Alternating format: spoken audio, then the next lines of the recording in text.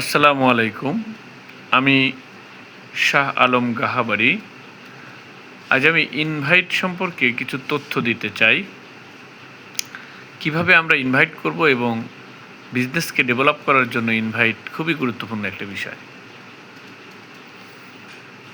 প্রথমে ইনভাইট সম্পর্কে যখন আমরা জানব তখন আমাদের জানতে হবে যে পারপোজ অফ ইনভাইটেশন। ইনভাইটেশনের আসলে উদ্দেশ্য কী? ইনভাইটেশনের মূল উদ্দেশ্য হচ্ছে টিম বিল্ড আপ করা এবং বিজনেসকে ডেভেলপ করা।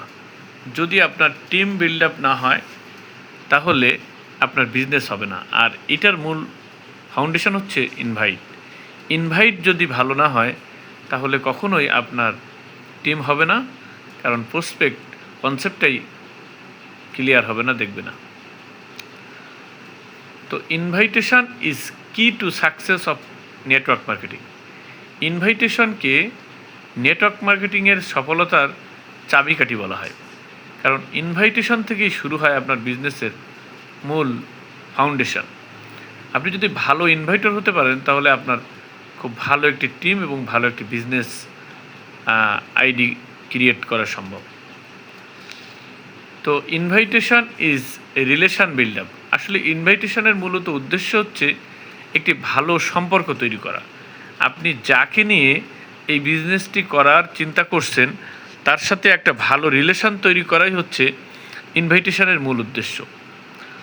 তো একজন প্রসপেক্টের সাথে কথা বলতে গিয়ে তার সাথে ভালো সম্পর্ক তৈরি হলে সে যদিও এই কনসেপ্টের প্রতি আগ্রহী নাও হয়, তবুও সে আপনার সাথে একটি সুসম্পর্কের কারণে সে কিন্তু আপনার ইনভাইট গ্রহণ করবে।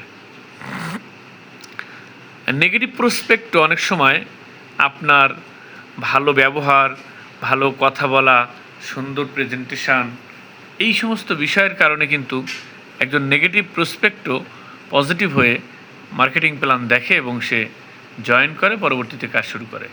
তাহলে ইনভাইটেশনের মূল উদ্দেশ্য হচ্ছে একটি ভালো সম্পর্ক তৈরি করা।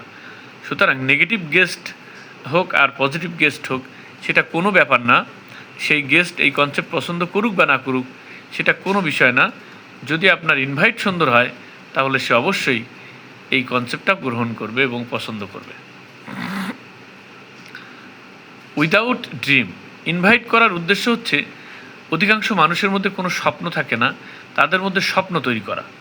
আপনি যদি একজন মানুষের মধ্যে স্বপ্ন তৈরি করতে পারেন তাহলে সে কিন্তু আপনার ইনভাইট গ্রহণ করবে এবং আপনার প্ল্যান দেখতে রাজি হবে। এখন স্বপ্ন তৈরি করাটা ইনভাইটের মধ্যে কীভাবে সম্ভব, এটা খুবই গুরুত্বপূর্ণ একটা বিষয়। তার মানে হচ্ছে একজন মানুষের ভেতরে কি স্বপ্ন আছে, তার কি জীবনের উদ্দেশ্য, লক্ষ্য, এগুলো জানতে পারলেই কিন্তু আপনি তাকে ইনভাইট করতে পারবেন। এবং তার যদি কোনো স্বপ্ন না থাকে তাহলে আপনি কিন্তু তাকে প্রশ্ন করে তার ভেতরে স্বপ্ন তৈরি করে দিতে পারেন। তো কীভাবে করবেন, এগুলো খুবই সাইকোলজিক্যাল একটা বিষয়। তার কাছে যদি আপনি প্রশ্ন করেন যে আপনার জীবনের লক্ষ্য উদ্দেশ্য কী, কথার প্রসঙ্গে একটা পর্যায়ে গিয়ে যদি আপনি প্রশ্ন করেন, আপনি জানতে চান আপনার জীবনের লক্ষ্য উদ্দেশ্য কী, আপনি কী করতে চান, তো দেখা যাবে অধিকাংশ মানুষ সে তার লক্ষ্য উদ্দেশ্য বলতে পারে না। তার মানে তার কোনো স্বপ্ন নাই।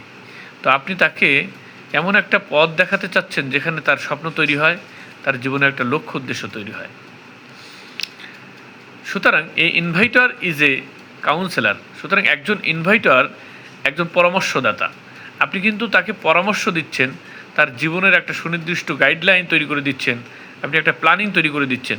সুতরাং ইনভাইট শুধুমাত্র ফর্মাল একটা বিষয় নয়, ইনভাইট হচ্ছে খুবই সাইকোলজিক্যাল একটা বিষয়, যে একটা মানুষের জীবনের একটা গাইডলাইন তৈরি করে দেওয়া, তার জীবনের একটা পথ দেখিয়ে দেয়া, এটাই কিন্তু ইনভাইটের মূল উদ্দেশ্য।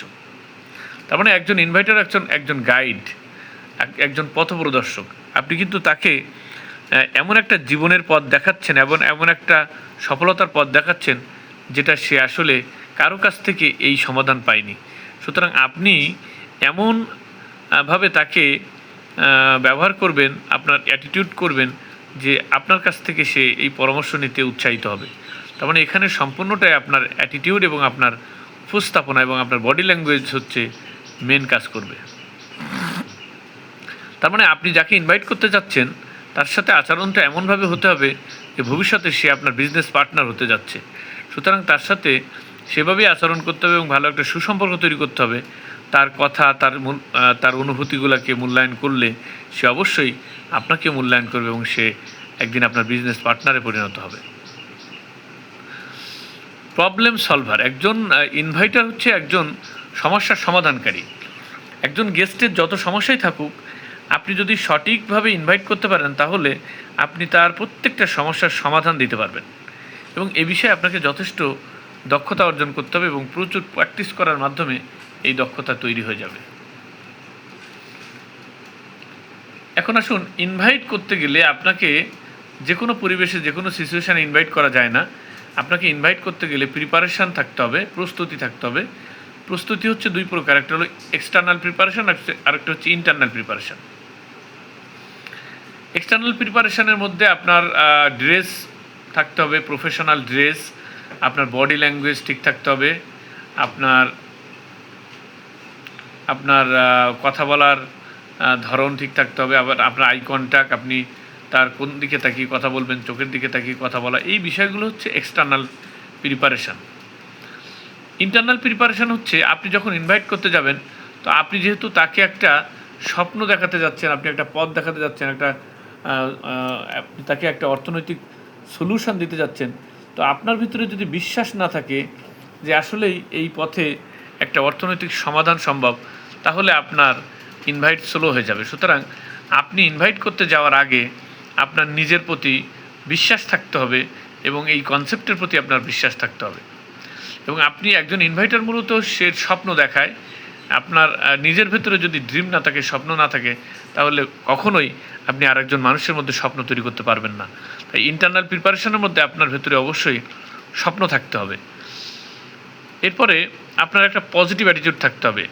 অনেক সময় প্রসপেক্ট নানান ধরনের মন্তব্য করে, কথা বলে, রিয়াক্ট করে, কিন্তু একজন ভালো ইনভাইটার কখনোই কোনো অ্যাটিটিউডে, প্রসপেক্টের কোনো আচরণে সে রিয়াক্ট করবে না। সে সবসময় শান্ত থাকবে এবং প্রোঅ্যাক্টিভ থাকবে, পজিটিভ থাকবে।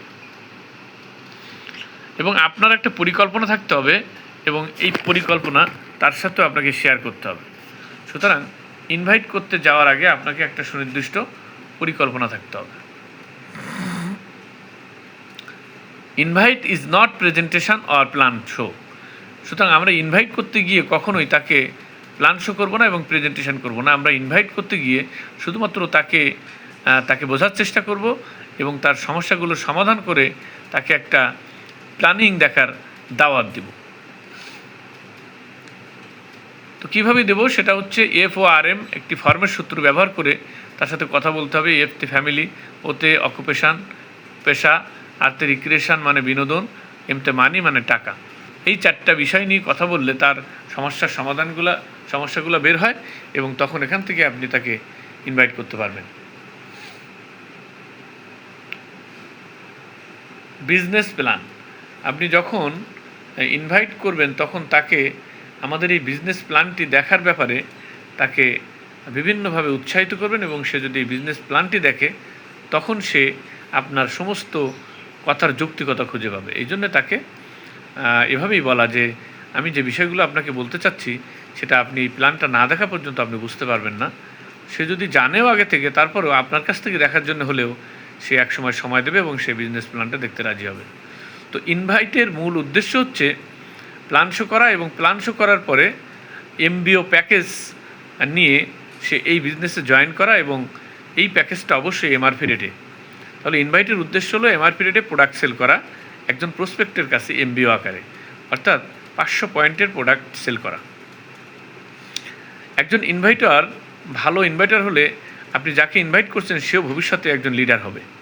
তো সেভাবে মানসিকতা নিয়ে তাকে সেই দৃষ্টিকোণ থেকে যদি আপনি দেখেন এবং ইনভাইট করেন তাহলে আপনার ইনভাইটটা খুবই ইফেক্টেবল হবে। তো ইনভাইটের উদ্দেশ্য হলো তাকে নিয়ে আপনি বিজনেস করবেন এবং একসময় সেও আপনার মতো একজন লিডারে পরিণত হবে। আপনি ডুপ্লিকেশন করার উদ্দেশ্যেই ইনভাইটটা করছেন, এটা মাথায় রেখেই আপনাকে ইনভাইটটা করতে হবে।